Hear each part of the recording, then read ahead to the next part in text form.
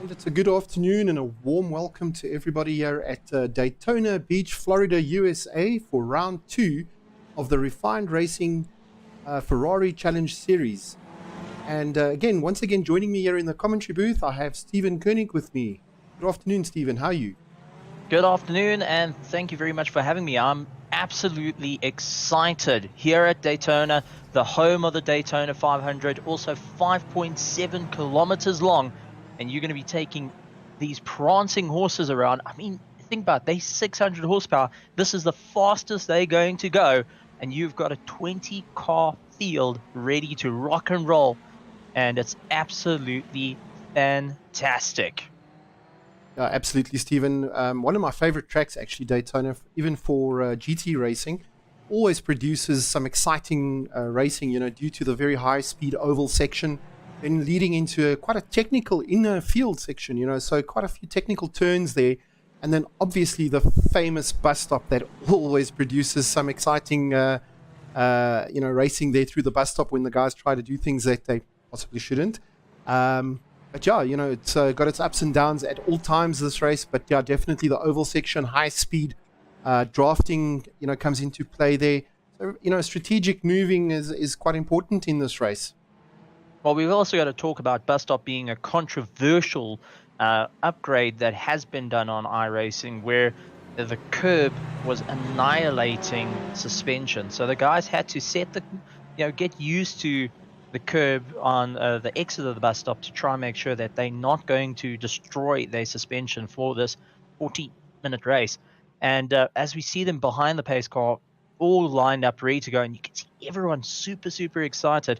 You got Steven Wessels leading out, Luke Lucchese in second place, Paul Gerber in third, fourth is Ryan Ottens.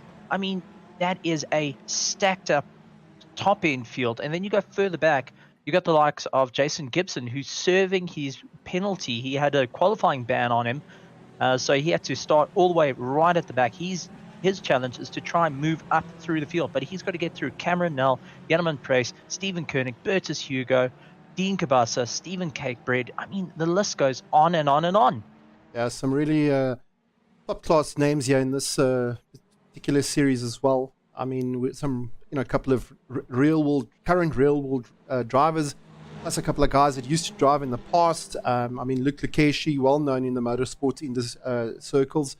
Ryan Ottens actually being, competing in the National Superbike Championships a couple of years back. So, more on the motorcycle side, but also ex-racer. And then obviously currently we've got, Daniel Rowe, who's competing in the National GTC series currently. So yeah, some top names here.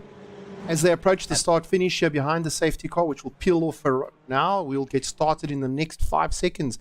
Stephen, take us away. Absolutely. Cars lined up, all ready to go. They have to wait till the start line, and then the power is on.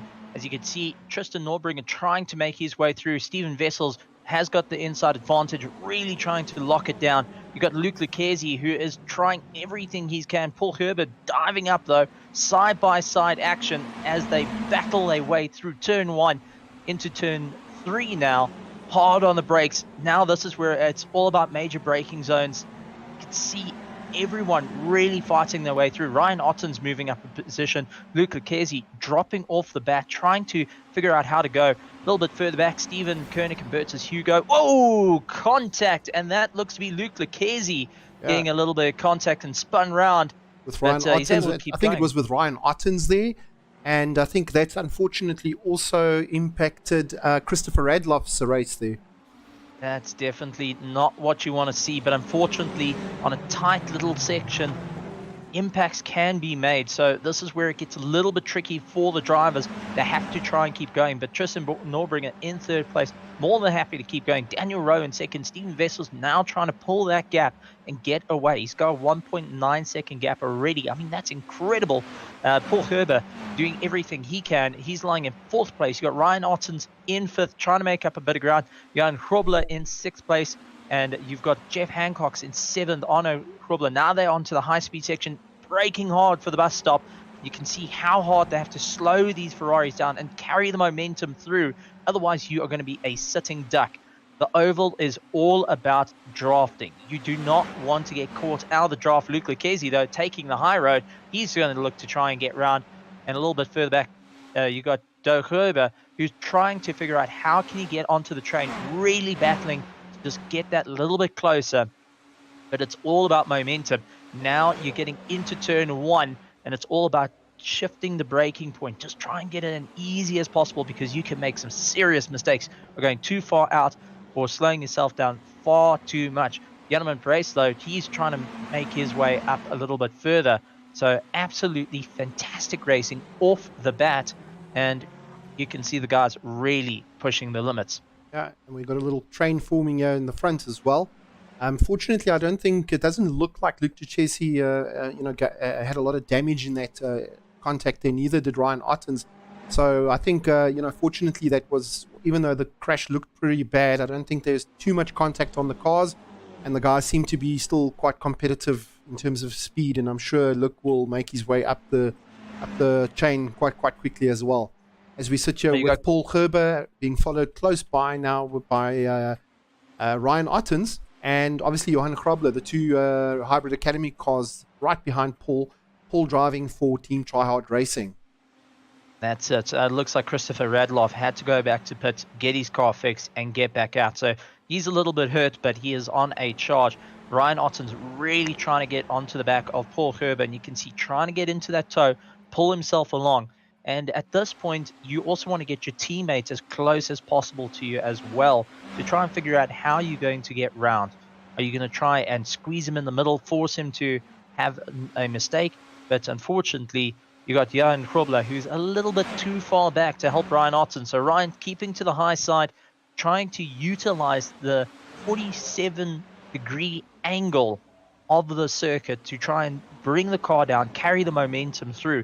I mean, if you think about it, this circuit is all about high speed and where you're going to go. Selecting the correct line is make or break when you head onto that oval. You can see Paul Gerber really getting hungry. He's trying to push his way up. A little bit further back, Dean Cabasso having a great bit of fun. Also, Dean Cabasso coming into the sim scene in iRacing, really pushing himself every time he climbs into the car. Arno Kraus, he's trying to get away from Dean, looking to try and get into the toe and pull himself along. But it is turning into quite a bit of a battle. As you can see, Dean slowly closing up, getting right onto the back of him. Will he be able to make it stick, though? It takes a little bit too much dirt as they make their way around. Slow on the car. Yeah, I think I noticed there it was Jeff Hancock's. I think unfortunately had a bit of a spin there into turn number, what would that be, 4? So yeah, he obviously came back onto the track there after a small spin and slotting in behind Douw Gerber and between Arno Kraus. So we have got 3 Team Tryhard drivers now really close to each other here. Well, one thing he's got to be very worried about now is he had a slow exit, and now he knows that Arno Kraus and Dean Cabasso have the momentum, so he takes the inside line. Oh, and it looks like that's Arno Kraus taking a bit of impact, and it looks like that rear wing is not a happy camper, and he's a little bit slow at this point. Going straight through, seems like he missed his braking point, and very, very easy to do in the bus stop. Jeff Hancock's feeling the pressure, and he's got Dean Cabasso all over the back of him, looking to bump off, goes high. It's going to be a little bit tricky going high side. Oh, a little bit of nudge into the wall, and Dean Cabasso losing that momentum. And that's how easy it can happen. And you've got Stephen Cakebread, Stephen Kernick, all getting past and really going as fast as they can. They're trying to push their way up to the top. You can see Stephen taking the inside line, trying to force Dean Cabasso to take the outside line. But will it be enough? Stephen Cakebread, though, he's been doing well on the international scene, comes back to his local scene. Dean Cabasso, though, braking extremely hard. Ooh, a little bit of contact. And Stephen's able to keep going, but Dean Cabasso really standing on the brakes late there. Aggressive driving there from Dean Cabasso, but I guess, you got to get your arms out, because on this track, you've only really got maybe 1 or 2 opportunities to pass people. Turn 1, turn 2 probably being the 2 most important corners for any passing maneuvers. And I think, that even though there was a little bit of contact there, I think it's it was still within the rules, hopefully. Nothing serious, I think, happened there. So a bit of rubbing is racing. Although I must say, to comment back on what Dean was trying to do there, but earlier to take the high side on the high-speed oval section. Even in the NASCAR races, that is quite a dangerous maneuver. So yeah, quite ambitious, I think, from Dean. But well done. He's made up a couple of positions now, and I think he'll settle in. Let's keep an eye on him. Definitely, he's got a lot of work ahead of him, and getting chased down by the two team heaped together drivers. That's where the challenge is going to come in. Paul Gerber, though, doing incredibly well to try and maintain his position. As you can see, Janneman also going a little bit high, and Steven just going and stopping his teammate a little bit. They trying to keep into a tow. Dean Kabasa, though, going a bit low, and Janneman decides he's going to go low line to try and give his chance at Dean Kabasa. So Dean's taking a look in his mirrors, and he's seeing two of the cars right behind him. Janneman Price has got the tow, though, snaps past Steven and gets right onto the back of Dean Kabasa. Breaks a little bit early. Dean just able to go that fraction later into the braking zone, and that's what's helping him at the moment. He's really got that aggressive driving, but really working. But take a look, Janneman really trying everything he can, gets so close, but unfortunately he's not braking late enough to get past Dean Kabasa. So Dean really working hard now to just try and push it that little bit further. But you got to think, how much is he wearing down those tires? How much is those tires getting hotter and hotter every time he's braking that little bit harder, going in that little bit further, and just really trying to kick the rear out. We go back to Ryan Ottens, though. He's got Paul Gerber really chasing him down at the moment. I mean, this is for 4th place. This is how close it is after 28 minutes, ladies and gentlemen, that's left of the race. All or nothing at this point to just try and maintain positions or try and move up through the field. You do not want to lose out, but I've got to point out Steven Wessels putting a massive lead ahead of the field, 2.9 seconds. It's incredible. Steven Wessels is really on top of things in terms of pace in this race. So yeah, he's really pulling away from the crowd there. I think now you can even see the gap has increased to 3.74 seconds. I guess Daniel made a small mistake somewhere. So yeah, really a big lead there for Stefan. And yeah, as we switch back here to Douw, Gerber and Jeff Hancock's again.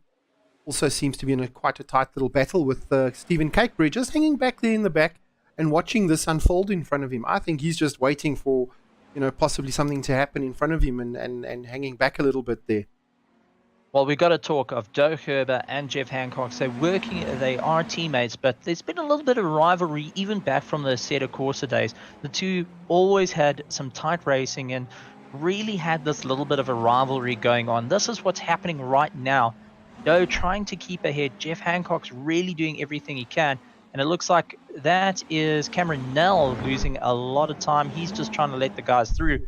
And Ryan Otten's getting caught right behind slow Cameron Nell. So that's definitely not what he wants. He wants to get back onto that train. And he wants to chase down Tristan Norbringer as fast as possible. So Cameron going and sustaining damage. He has pitted in lap 4. So definitely something went wrong. Bit of an incident somewhere, yeah. But he needs to not impede and just let the guy go. There we go. Lifts off the throttle. Lets Ryan Ottens go. But I think Ryan's lost a bit of time. He needs to try and really stick it to get onto the back of Tristan Norbringer at this point. I do think Paul Gerber also made a bit of a mistake there, because if we go back to when we looked at the previous laps, he actually got quite a bit of drive there on Ryan Ottens, and just looking at it now, again, there's a bit of a gap there. So I think Paul may have also had a little incident or an oopsie at some point that dropped him back a few tenths there. So yeah, he'll have to obviously do hard work again to catch up back to Ryan Ottens again. And we switch back again to the Douw Gerber, Jeff Hancock's battle that's developing here. Definitely. And you think about it, while they're on the oval, they're getting just over 300 k's an hour. It's all about low drag. It's all about going as fast as you can and really just trying to manage the car all the way through. And that's what's incredible about the racing, is it's all or nothing to try and move your way up. I see Bertus Hugo is also dropping way down the ladder. So something must have happened there. Cameron Nell trying to make his way back up. He's got Arno Kraus ahead of him. Arno trying to make up a little bit of time after must have been an unfortunate incident somewhere down the line, has dropped him back. And now he's got Cameron Nell onto the back of him. But right behind him, We've got Bertus Hugo, though, still in that chase, trying to make up a bit of ground. But not wanting to impede the leaders, Cameron Nell's going to have to, with the ruling, is you allow 3 corners, and you have to let the guy pass in 3 corners. You have to let the faster car pass you in 3 corners. If you're blue flagged, that's that. So you've got to manage where are you going to let the guys go, especially you don't want to let the faster guys go on the oval and lose time. So you have to do it inside the road course, and that's where it becomes a little bit tricky.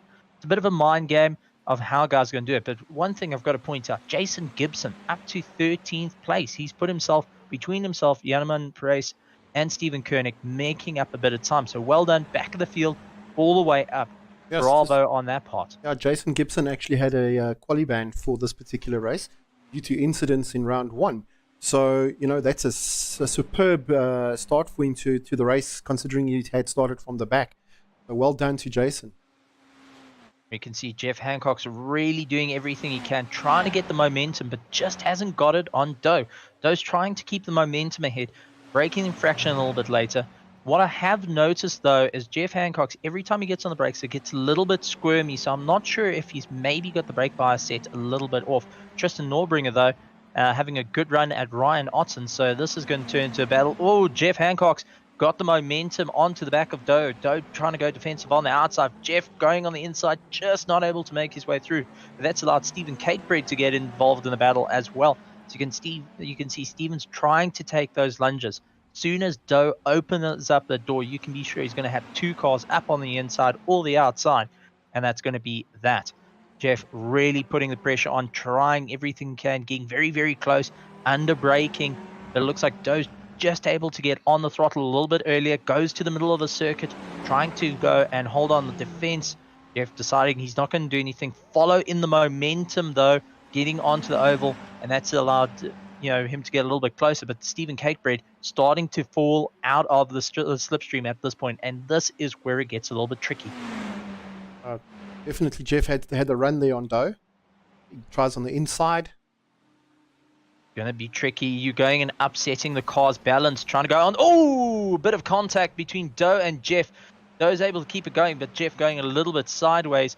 And unfortunately, we're talking about the upset of being on the different parts of the circuit, because you've got this high angle into a flat zone, and Jeff deciding to go onto the flat ground, keeping one wheel up, just upset the car completely, and unfortunately putting his nose into the back of Douw. That's allowed Stephen Catebread to take the advantage and say thank you very much. More than happy to get involved. Jeff pulling into the pits, and take a look. Stephen Catebread up on the inside. Oh, and contact. It looks like that a bit Paul of Gerber.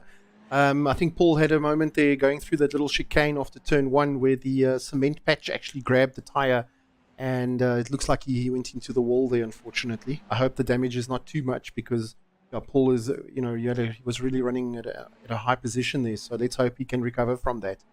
That's it. And then you've got this little battle here of Ryan Ottens and Tristan Norbringer really going back and forth at one another, trying to move up. And this is where the trick comes in. You can see Tristan really trying to put the pressure on. Ryan Ottens trying to defend at this point. And this is where it's getting a little bit tricky for him, as he's got Tristan looking left and right, trying to find where the zone, where he can get by. But in doing so, going on the oval, just moving out of that slipstream is costing him fractions of a second at this point. There's the Norbrigers trying on the outside, yeah. Let's have a look. It's into the bus stop, but yeah, backs out of it there. Now the bus stop is, for a lot of drivers, it seems like it could be an overtaking opportunity into the bus stop. But I must say, even in real life racing, if we look at the Daytona 24 recently, on that final lap that was done there between I think it was the 2 Porsches, if I'm not mistaken, and last lap of the race, the guys are going to try things, but they tried it into that bus stop, and it almost took out the 2 leaders there. Fortunately, they were able to finish the race, but bus stop, in my opinion, is not a passing opportunity, unfortunately.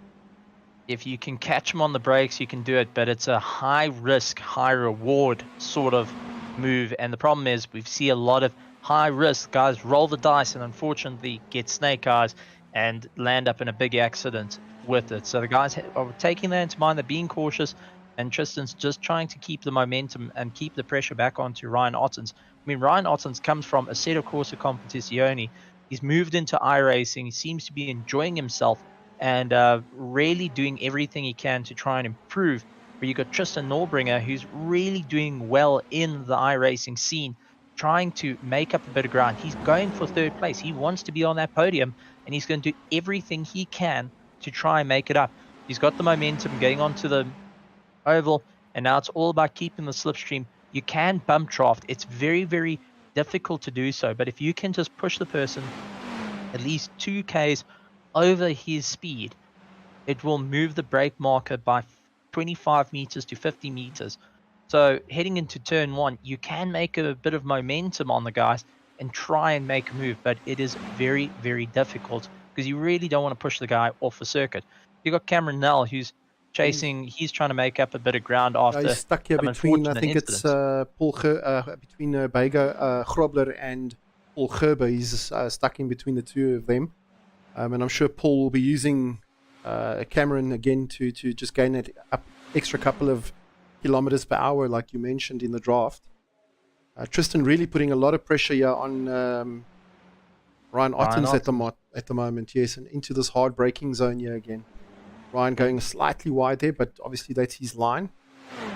Shift back here again and that's Paul Gerber diving into the pits there. So the pit stops do make a little bit of an impact of when you're going to do it, how you're going to do it, and when you're going to come out. And you can see the different battles that are going on. You got Christopher Radloff, who was way at the back of the field. He's now trying to make his way up, and it looks like Bertus Hugo just deciding he's going to go high line, let the guy go, get into the draft, and try to pull himself along.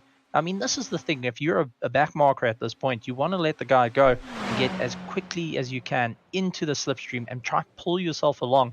You can see Bertus Hugo not really falling into that slipstream. He's looking high, looking low. He's not directly behind. Still trying to get an idea of it. I mean, if we talk about Bertus Hugo, he is race face. And, Mr. Race Face himself. Mr. Race Face himself. And coming into this and having a huge amount of fun, coming into the iRacing scene with the local guys and really starting to enjoy himself. I wonder if there hasn't been a little bit of a thought process of, this is actually well worth investigating. Ryan Ottens, though, opening up a gap to Tristan Norbringer. So it looks like Ryan Ottens somewhere managed to find that little bit of momentum and trying to pull himself along. Steven Vessels, though, 5.4 seconds ahead of Daniel Rowe. Daniel Rowe is sitting 6.3 seconds ahead of his teammates. So this is where it gets a little bit tricky because you don't have your teammates draft to pull you along. And doing 146s is absolutely incredible. It shows these guys are unrelentless. They on the edge the whole time and try and push themselves. Tristan Norbringer, though, late on the brakes into turn 1. That has helped. Turn 2, turn 3, he's happy, braking hard onto turn 4, and it's all about trying to get the momentum out. Very tricky corner to get right.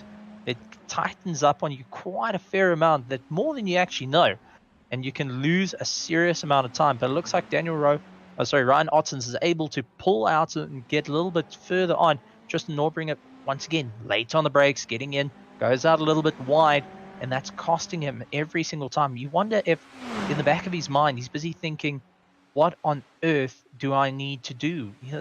It's starting to get a little bit frustration coming in of what do I need to do to get past? You got the likes of Paul Gerber making his way around Bertus Hugo, going up very wide, getting a bit of a slide as well, catching it beautifully, and is still able to go on. But I mean, this is where it gets in. When you are in a battle like this, between 3rd and 4th place, if you're in Tristan's shoes at this point, what's going through your mind? Or even Stephen Catebread, what do you have to do to get past the guy? How much more do you need to give? I mean, what's your thoughts onto it? Yeah, I'm just sitting here and, amazed at how well Ryan Ottens is dealing with the pressure that he's getting from Tristan the whole time. I mean, Tristan is there the whole time. You look at it going into T1, he's right on the back of Ryan. Ryan, obviously, through the technical section, then has to. And as you can see, they're both pitting at exactly the same time. Just his mental ability to keep that pressure under control. while maintaining, the pace is amazing. And I do think that's where a lot of real world racing experience comes into play from these guys at the top levels of even sim racing, is that ability to mentally deal with pressure. Not looking in the rearview mirrors, it looks like it. We've got Douw Gerber coming into the pits and Stephen Cakebread deciding he's going to keep his foot down and keep going, which leaves him the only one in the field that hasn't pitted as yet. Going for a little bit of a late game, 15 minutes in, and it's all about the challenge. Gentleman Price, so he's making up a bit of time, lying in 12th place, really pushing hard, and he's trying to keep ahead of Jason Gibson, though. Let's see how that's all going to go. It's all about keeping the momentum, keeping it all together, and try and push his way through. You got the likes of Paul Gerber trying to get going. Ryan Ottens, who's just exited the pits. That's Luke Lucchesi doing the undercut there. Coming out of the, Ryan coming out of the pits and being passed by Luke Lucchesi now. So Luke is, as I mentioned earlier, Stephen, making his way back all the way to 4th position, and I think he was laying in 12th after the incident. So yeah, well done to Luke there on his determination to get back right into the thick of things here again. And I'm sure Ryan is quite frustrated by that undercut that happened there. Well, just the flash of lights. I think that's a little bit of a well done, buddy. You did a well done on the strategy. The little flash of lights, just to say well done. I think that's always a good thing. Just to rather be supportive of your fellow drivers if they pull something that's actually really good. That you can sit back and go, damn, if I pitted that lap earlier, what would I have done? Now it's all about Ryan Ottens trying to make up a bit of ground. He's got Luke Lucchesi ahead of him, and it's all about the challenge now. Luke Lucchesi's not going to give up any positions if he can do it, if he's able to do it. And right ahead of him, though, is Tristan Norbringer. So he's staring right a little bit further, is his rival at this point, lying in 3rd place and currently in line for a podium. So you've got to be sure that he is trying everything he can. Stephen Cakebread, though, pulling into the pits. Let's see if the late game is able to help him. And don't think it's helping. He's dropping down the channel very quickly. Hard onto the brakes. Ryan Ottens trying to go on the outside. Going to be very, very difficult to keep it all together. Just not far enough for it to be on the inside heading into turn 2. And now it's all about climbing onto the brakes, heading into turn 4. And you can see how hard he is trying to push Luke Lucchesi into a mistake. Luke just more than happy to soak it up and showing off a bit of experience here. Absolutely incredible to see these two fighting back and forth continuously as they battle around Daytona. 600 horsepower. And you got to think, these guys are not changing tires. How are these tires doing after 45 minutes of such hard racing, where the guys are really running 146s? They're running these hard times. They're running on the abrasive parts of the circuit. Yeah. And they have to try and figure out how can they go and maximize. You can be sure they're going and feeling the tires are starting to feel a little bit gummy underneath them, where it's not quite there in terms of grip, but how far can you push it in terms before something falls off? And let's be honest, these Ferraris, when the tires start letting go, the tires drop off. They don't have a gradual decline. Properly, yeah. So just a thing to also mention to our viewers, an interesting fact of this series is that all drivers are given a fast repair. So one fast repair is given to all drivers in the series during a race. And I think that actually adds quite a bit to the pit strategy, Stephen, because if you think about it, like a Luke Lucchesi that had that incident, even Ryan Ottens that was involved in that incident right at the beginning, but both of them effectively shaking it off and just carrying on with racing. Obviously the damage wasn't that severe, but what happens is obviously once they pit, it's effectively them coming out of the pits with a brand new car again. So once you pit, the fast repair is applied and you've got a brand new car. So, pit strategies, beyond tires and fuel and that kind of stuff is quite important not to use your fast repair too soon in the race either, right? And to be strategic about when you want to apply it. Which has definitely worked for these guys. As Ryan Ottens unfortunately makes contact there on Tristan Norbringer. I think that will be one that the stewards will unfortunately have to review most likely. You got Jeff Hancock's duking out with Stephen Cakebread. Yeah, but well done to Ferrari bringing 2 cars for the guys to come and drive, essentially, because the drivers are just changing cars. But absolutely incredible to see how it's evolved. Another thing to bring up is these guys are all on the same setup. There's no fiddle to make the cars unique to yourself. They're all the same. And that also adds a level of complexity for the drivers because you can't do, well, I like with a little bit more understeer, or I like a little bit more oversteer, or I like the car behaving as such. And that's definitely where it comes in. What I have to point out, though, Ryan Ottens has given the position back to Tristan Norbringer and has Well allowed done. him to go once again. So a little bit of a gentleman's agreement there, saying, listen, I caused the incident, go past me, let's go take 2 on this thing and have a bit of fun. And that's A big definitely shout well out done. and well done to Ryan Ottens for that. It's proper gentleman's move there. Although I see Tristan Bailing back to peeling off pits. there into the pits. That's not a scheduled pit stop. So wondering if unfortunately the damage is maybe a bit big on his car after that incident. I wonder. Feeling a little bit of a change of camber in the rear at that point. Yeah. Jeff Hancock's, though, really trying to do everything he can to make up a bit of ground. And he goes late on the brake. Stephen Cakebread is going and cutting off his nose, trying to slam the door shut, goes extremely wide. That's what we were talking about. You get that braking marker. If you're going that 2-3 Ks a little bit quicker than planned, that braking mark is 25 to 30 meters back. Now, that And was that's actually what changes the ball game. that was a very good move by Jeff Hancock. Just applying a whole lot of pressure there on Stephen Cakebread, and Cakebread making that mistake, which gave him the opportunity to pass. So good, clean racing there, but hard racing by Jeff Hancock that forces the error there. That's it. It's all about having to watching try the to mirrors. make the comeback. Yeah, let's see how that goes. It's all about how much are you watching those mirrors, and that's what changes up the ball game for these guys as they go late on the brakes. Jeff going and mowing the grass a little bit there, just shaving off a little bit on the top. Thank you very much. Doing Daytona a little bit of duties. Don't have to mow that patch of grass. But Stephen Cakebread just not able to carry the momentum onto the oval.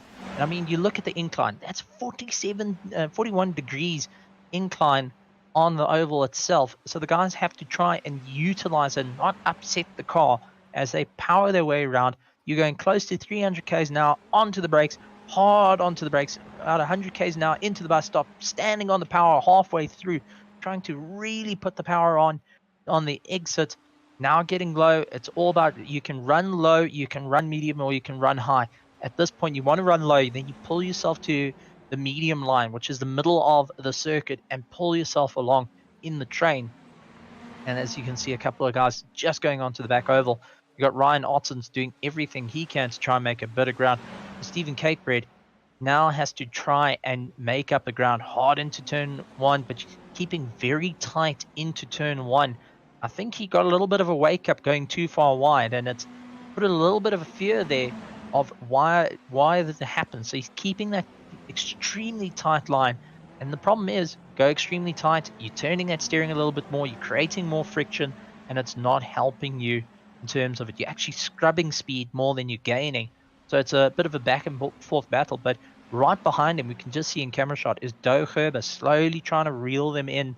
And this is where it gets a little bit interesting, because now Stephen Cakebread knows he's stuck between the teammates that do duke it out with each other, but you can be sure that he is keeping an eye on his mirror, because right there, Douw is trying to draw him in.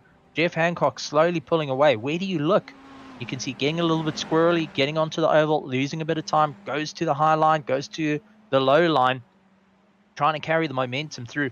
Easiest thing to do is spot the patch that is extremely dark, follow it through. That is where the NASCARs run, that is where the Indy cars run, and it's the giveaway point of what's the fastest line on an oval. And you can bet that these guys, they're more experienced in road racing than oval racing, to try and figure out where is the advantage given.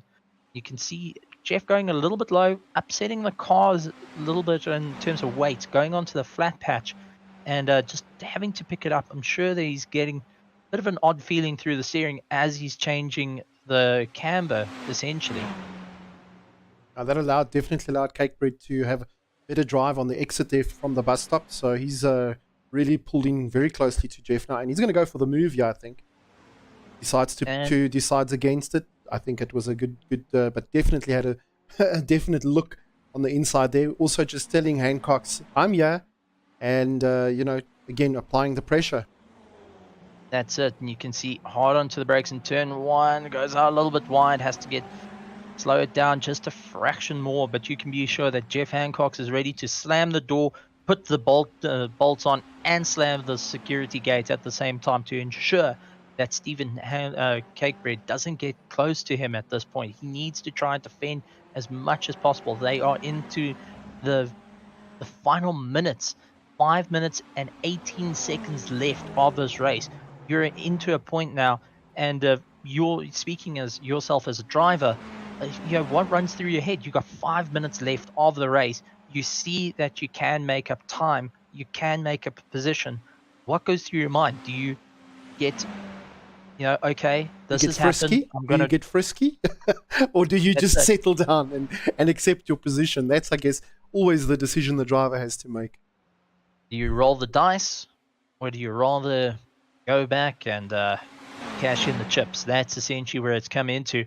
Ryan Ottens, though, feeling the pressure. Paul Gerber all over the back of him, going on high side, going into turn one. Going to be close, though, and you can see just hasn't got the advantage. Ryan Ottens just able to keep it super, super tight as he powers his way through turn one, and absolutely well done to him. But Paul Gerber all over the back of him, looking left and right, maybe onto the inside, just too far away. Ryan Ottens still keeping the power on.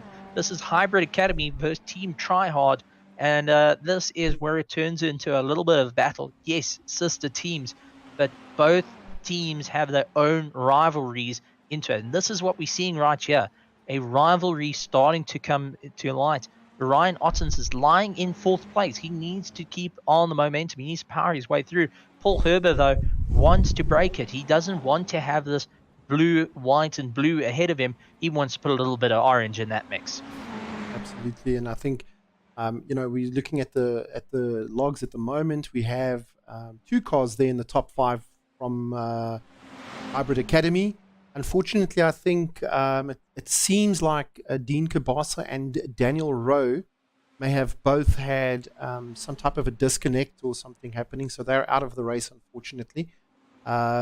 We will just say that they had some mechanical failures on their cars, unfortunately, so they're going to cop a DNF there. Same with Gerald. I'm not too sure. Gerald was out quite early in the race, unfortunately. So three DNFs thus far, which is actually not bad for this track. Even considering the difficulty of turn one during the start of the race, etc. Just going back here, so Paul pushing hard now for the pass here into turn one. Got the outside line, which obviously makes it quite difficult, but he'll have the bit of the run into the corner. Let's see what he does here. Ryan going defensive. Go late on the brakes. Ryan really just flicking the car out. And I mean, that's incredible. Going from the inside line, just lets the car sweep out, closing the door, slamming the door shut on Paul Gerber, not allowing him to go through. Then you've got Stephen Cakebread, who's onto the back of Jeff Hancock's, and he looks to the inside. Once again, very, very tight line, trying to force a mistake there. Paul Gerber really not giving up at this point and is really doing everything he can. So we got battles all the way through the field, up and down, left and right. You can't write a better story than this. This is absolutely incredible. And you can see you got Paul Gerber really doing everything late onto the brakes. Can he get a little bit of momentum going onto the oval? Goes a bit wide though, has to correct himself and gets onto the power. And looks like Ryan Otten's just able to pull through as they make their way around. So absolutely incredible running. And touching back on what you said in terms of having 3D mechanical failures, as we put it, that would be a better way of putting it. That does happen. It's unfortunate parts of motor racing, and you don't know what's going to happen. Maybe your gearbox lets go, maybe the engine lets go, maybe the driver lets go at that point. And unfortunately, the 3 going out of the race, but really put in huge amount of work into it, but unfortunately it's not meant to be. Daniel Rowe unfortunately losing out on probably a P2 there. fortunately for him, but that gives Luke Lucchesi this, there we go, the big comeback. I would have to say, I mean, he hasn't had a lot of airtime today, unfortunately, but I would say driver of this race, definitely Luke Lucchesi, fighting back all the way from about 12th, 13th position, right back to P2 again. That's it. Starting high, going low, and bringing himself all the way back. Pit strategy just worked and kept the momentum the whole way through. I mean, that's absolutely incredible. But then you got the likes of Ryan Ottens and Paul Gerber still duking out with one another. And you got Stephen Catebread duking out with Jeff Hancock. So, I mean, wherever you look, it's going to be a move. But just looking at the Christmas tree, Stephen Catebread just managing to get ahead of Jeff Hancock. So he might have just got it through turn one. He's going to make it looks the like pass, Jeff Hancock is going to fight back. Stephen going late on the brakes, though, trying Great to force racing. Jeff out wide. So, I mean, you can't get any closer than this. And Stephen, I think what I have to commend these guys on is just the quality of the racing, and the cleanness of the racing. It's hard racing, but clean passes being made all up and down. So kudos to the guys racing in this league. Absolutely, it really shows the skill level, the skill level of talents from amateur to professional. And I mean, as it grows and grows, and new people come in, we're seeing these new talents come in. This new idea of how to push themselves a little bit further, how to make their way further up, and also just in terms of like teams. But hang on, Tristan Norbringer down to 16th place. What's going on? I think he also had a failure there, unfortunately. So that was probably why he went into the pits or something. But as the race finishes here, Paul is trying to see if he can pip Ryan. Oh, and it's at the line. It was almost a dead heat there. So right to the end of this race, Paul was pushing very hard to get past Ryan, but Ryan manages to hold on to P4 there, fortunately. A good finish for Paul Gerber in P5. Stefan Wessels, really, not a lot of airtime today, but kind of just running away with it. And well done to Stefan and Luke and Johan on their podium positions. Stephen Catebread making that really good pass on the very last lap of the race, putting him down into 7th, and Jeff Hancock's 8th, with Douw Gerber finishing 9th, and Jason Gibson, Stephen, 10th position, coming all the way from last to 10th. What a good race, as we see a little formation run being done here by our friends from Hybrid Academy. Well done to them. Absolutely, and formation flying, don't bump. Guys, you've kept it out. You haven't scratched the cars too much now. Don't damage it. But I mean, absolutely incredible. And I think every single one of these drivers, if you go down, Jeff Hancock's had a great run. Douw Gerber had a great run. Jason Gibson had a great run. Christopher Radloff from the bottom moved up to 11th place. Jan Perez, Stephen Kernick, Arno Kraus, Bertus Hugo, Tristan Norbringer, Cameron Nell, Daniel Rowe, Dean Cabasta, all of them had some incredible racing and some hard racing right through here at Daytona. I mean, no one can go home unhappy with the racing, because all of it was fast, it was fair, and it was all about the challenge. And that was incredible to see at Daytona. I can't wait to see what round 3 is going to look like with the Ferraris. And this is what makes it even more exciting. Will Stephen Wessels be able to keep the momentum? Will Luke Lucchesi come after him? Will Johan Grobler come after them? Ryan Ottens and Paul Gerber, they're going to keep their rivalry going. It seems like there's something starting up there. You got Volchnik, you got Jakob Volchnik, who hasn't been mentioned throughout the race. He lies in 6th, and he had a fantastic run as well, pushing his way up. So, we're going to see a little bit of rivalries going on through the series, and this is what it's all about. This is what the refined racing Ferrari series is all about. Incredible, tight racing, and let's see who's going to get the championship at the end. Will we see a change, or will we see something more exciting starting to develop? We'll have to find out.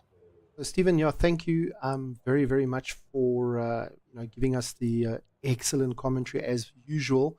We from Refined Racing, we'd like to say thank you very much for blessing us with your presence during the recording of these races. And as you've said, I think some really, I think if we look at it from a points perspective, it's tight now in the top 5 of the series. So definitely the racing is going to heat up. And yeah, we'll see everybody for round 3 of this series, which I believe is at the Red Bull Ring. So that should also give us some really good racing. But yeah, once again, Stephen, thank you so much for helping us out. So thank you very much for having me, and also a big thank you to all our spectators watching. And from my side, I'd like to say good morning, good afternoon, good evening, and goodbye.